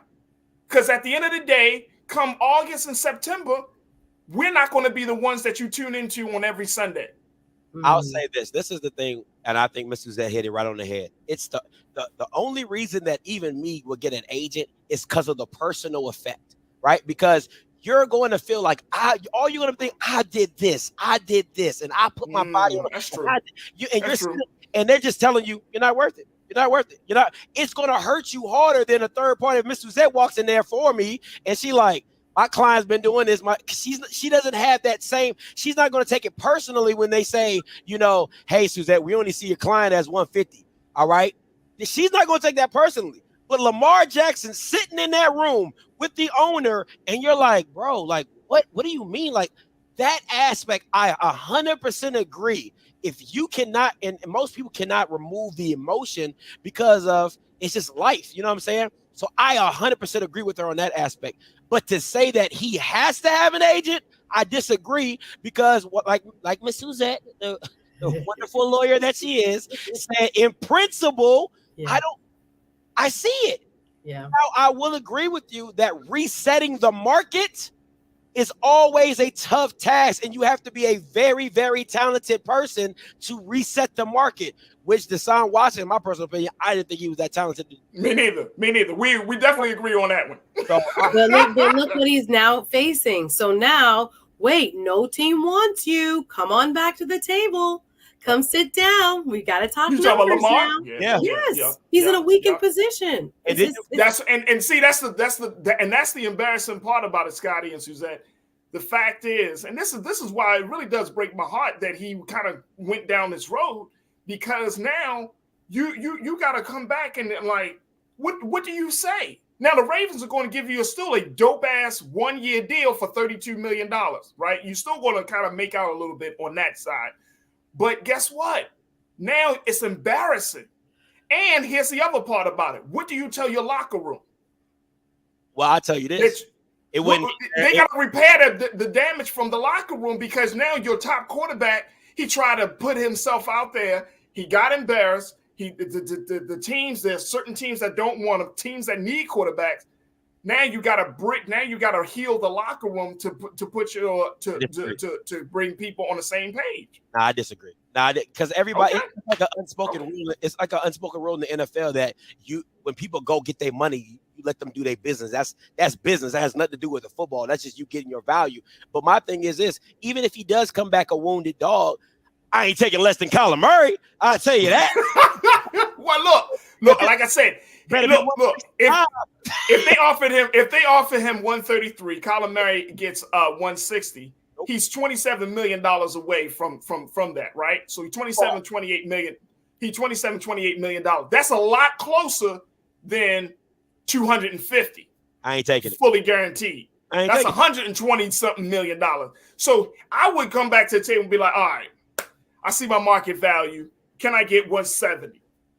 All right. Now okay. I'll take that. I'll take 170. The owner has won already. He did. The franchise has won. Yeah. He technically has. Because what they should be paying him, he's not going to end up getting. He's not. And once you say, and then now, if you get an agent or a representative now, very quickly, Suzette, is it too late? It might be. I think so. Because again, the other teams have now shown their hand. he now has one option, right? And so that becomes the power play between you, and it'll tell what kind of relationships they've had. And if he really is as valued, and again, it's not personal, but as valued as he thinks he should be. It's two different things. So the marketplace is going to determine. Let me say this, and I'll that, and y'all finish up. My thing is this: if Lamar feels he's worth 200 mil, at least 180 to 200 mil guaranteed, he cannot play on the exclusive. If I'm an agent and I'm telling him this, the Ravens are going to have to lose. The same situation with Dak Prescott. I didn't think he deserved the money, but once you start seeing what your team look like without that starting quarterback, you're like, bro, we don't have, they put Dallas in a bind to have to pay him because we saw how bad they were without him. So if I'm Lamar, I got to ride this thing on out all the way, and I don't play on the franchise tag. I let you see what your team look like without me, and then if if it looks as bad enough, then I'll probably go get an agent like Miss Suzette, and then come bring it in, and let's reevaluate this thing, and let's see if I can get my market value. There it is. Scotty, we got to let you go. Always a pleasure. How can people tune into all your shows, bro? Man, you can catch me on Off Script on YouTube. I just did a show early this morning. I'm going to do a show tomorrow at 8 o'clock. But yes, and thank you, Miss Suzette. I appreciate you for tuning in. I love you. I don't always catch you live, but Team Replay in the building. I'll be checking you out. There we go. There we go. So much. I try to keep it entertaining, have some fun while giving you some news. And, not as powerful as the coach out here in these streets. But, wow, bro. Do a little something. Wow. Hey, my guy, Scotty, Off Script TV. This is my guy, bro, folks, and he is our sports contributor here on The Culture. Make sure you also go ahead and support him, subscribe to his page, and most importantly, continue to support Black media like him, and his voice is so essential for the culture. So, Scotty, I love and appreciate you, brother. Thank you so much, man. Good to talk to you again. Hey, always. Thank you, Miss Suzette, for the See you soon. Thank you, Scotty. All right, folks, we got to take a quick pause. When we come forward, Suzette and I are going to talk about, is there still a conversation about being corny? And why is it so bad to be so good? We'll take a few minutes for that. Stay with us. It's The Culture here on the Black Star Network.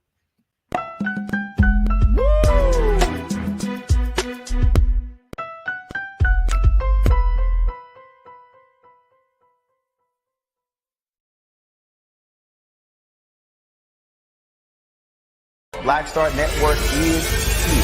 Oh, no punch! I'm real revolutionary right now. Thank you for being the voice of Black America. All momentum we have now, we have to keep this going. The video looks phenomenal. See, there's a difference between Black Star Network and Black-owned media and something like CNN. You can't be Black-owned media and be scared. It's time to be smart. Bring your eyeballs home. You dig? When you talk about blackness and what happens in Black culture, we're about covering these things that matter to us, speaking to our issues and concerns. This is a genuine people-powered movement. There's a lot of stuff that we're not getting. You get it, and you spread the word. We wish to plead our own cause. Too long have others spoken for us. We cannot tell our own story if we can't pay for it. This is about covering us. Invest in Black-owned media. Your dollars matter. We don't have to keep asking them to cover our stuff. So please support us in what we do, folks. We want to hit 2,000 people, $50 this month, raise $100,000. We're behind 100,000, so we want to hit that. Your money makes this possible. Check some money orders. Go to P.O. Box 57196, Washington, D.C. 20037-0196. The Cash App is $RM Unfiltered. PayPal is R Martin Unfiltered. Venmo is RM Unfiltered. Zelle is Roland at RolandSMartin.com.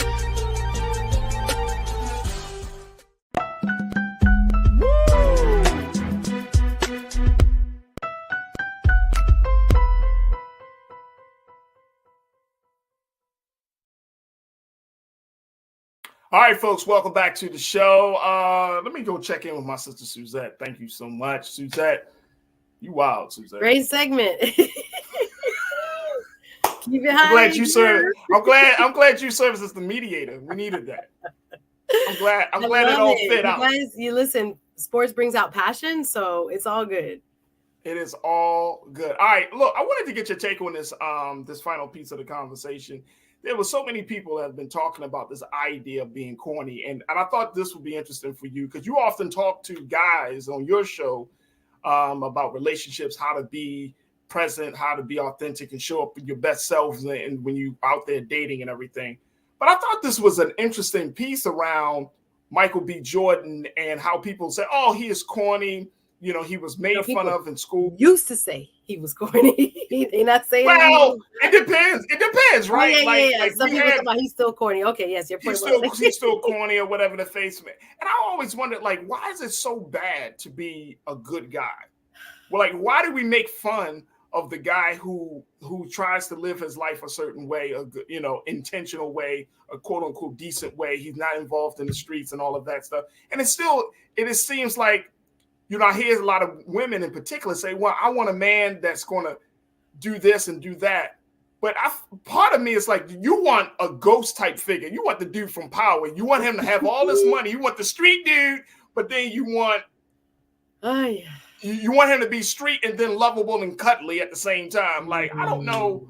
I never heard of this this sensitive thug mythology.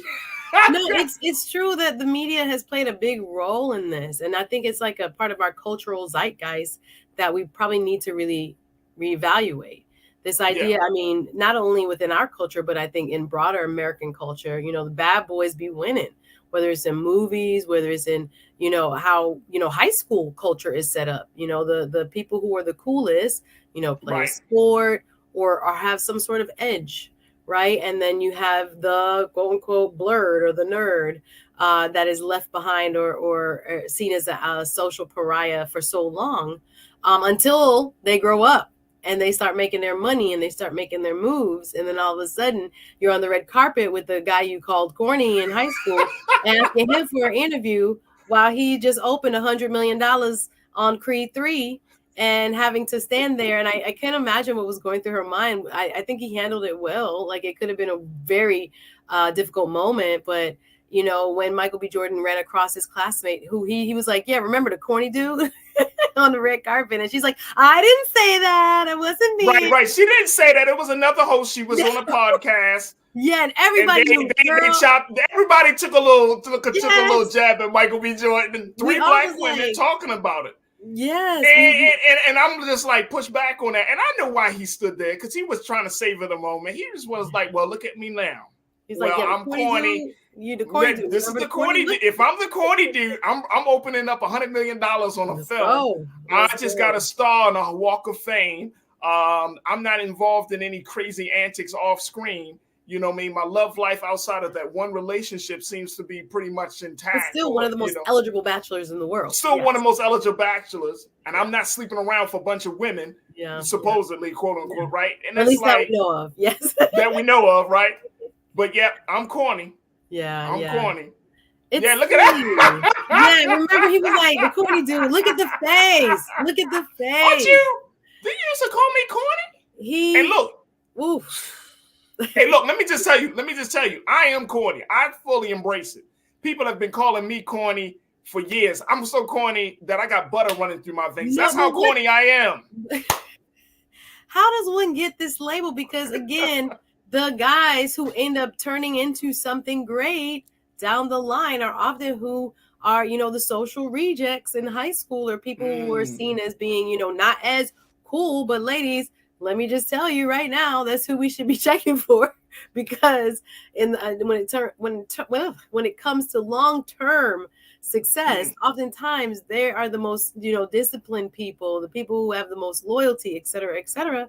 But it goes to show that there's still this sense, even on the afterwards, she started posting, I said he was corny and what, and I also think she said Nick Cannon is corny and a couple other people. I don't know if you have the quote. But it's so weird that she's like doubling down on a person that has had that much success. And I guess her definition of what is corny, it doesn't matter how much a person has had success. It doesn't, and it shouldn't. Let me just say, it really, this is the look on his face when she tries to explain herself.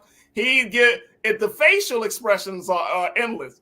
The facial expression, he's real. Like, go ahead, try to dig yourself out this grave. Go ahead, I'm listening.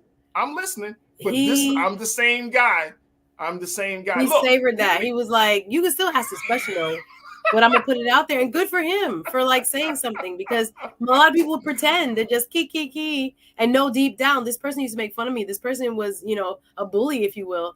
But Right. yeah, it's kind of scary. But I tell young guys, and they should know, just keep living.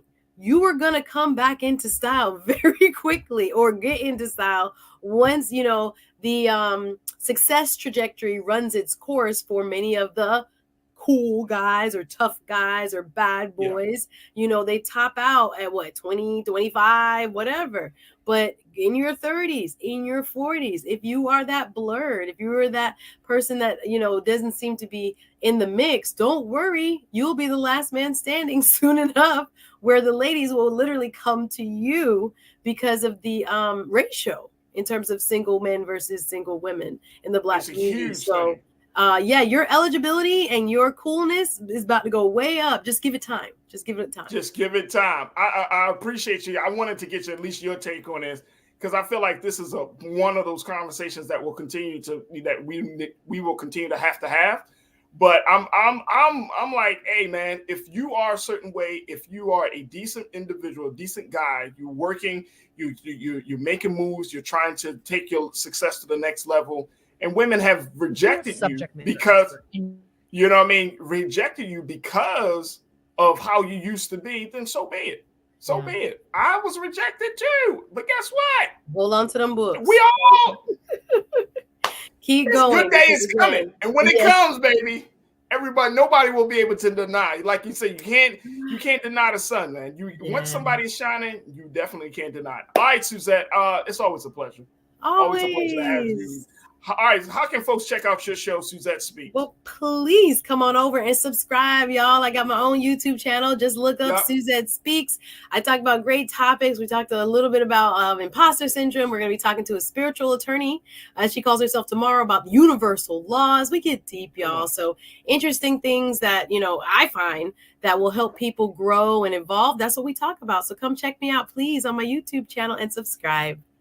There it is right there, Suzette Speaks. Make sure y'all subscribe. You can check her out on every Wednesday here on The Culture. Suzette, thank you so much for being on the show. And again, thank you for being a mediator between me and Scotty. Shout out to Scotty and Off Script. But y'all check us both out. I appreciate you. Absolutely. Great show as always. Thank you. Thank you. All right, folks, that's going to do it for us. Make sure that y'all do your due diligence. Go to Black Star Network, support us financially, share the content, follow us on all social media. Follow me on social media at Faraji on Twitter, and The Real Faraji on IG. I would love to connect with you. Big shout out to all my culture crew. Thank y'all so much for being a part of the conversation. And big shout out to my team, King Keenan, Joel in the control room. Folks, make sure y'all stick around at the 6 o'clock Eastern Standard Time. It's Roland Martin Unfiltered. As always, never be afraid to challenge what's wrong. Stand for what's right while being yourself in the process. God willing, we'll talk tomorrow for another exciting edition of The Culture right here on the Black Star Network. Peace.